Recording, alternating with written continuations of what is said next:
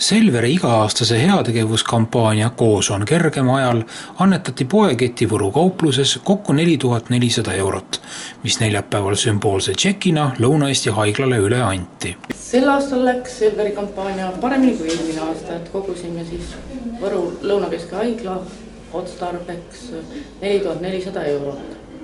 Et see kampaania algas 1. novembrist ja kestis 2. jaanuarini.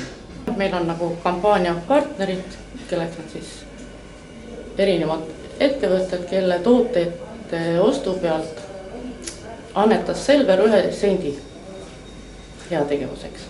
Samas olid ka müügil Kalevi väiksed šokolaadid ja annetusrahakast, ütleme niimoodi.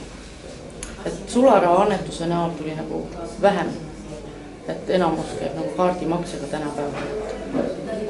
Võru inimene on väga altis aitama haigeid ja nõrgemaid.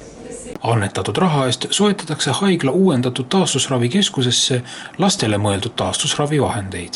No me oleme väga tänulikud selle eest, et meile selline summa laekus ja kindlasti on see hästi sihtotstarbeliselt planeeritud.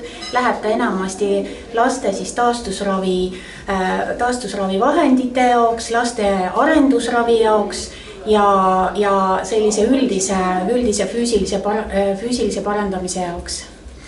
On mõni selline konkreetne asi ka, konkreetne unistus, mis nüüd nagu täidetud saab?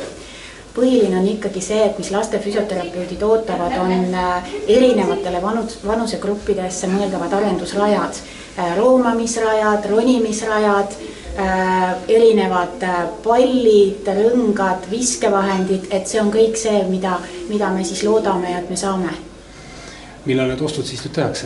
No nii kiiresti kui võimalik, et hakkame kohe lähiajal planeerima ja loodame, et kuskil 1-2 pärast on meil see kõik võimalik teostada ja käiku lasta.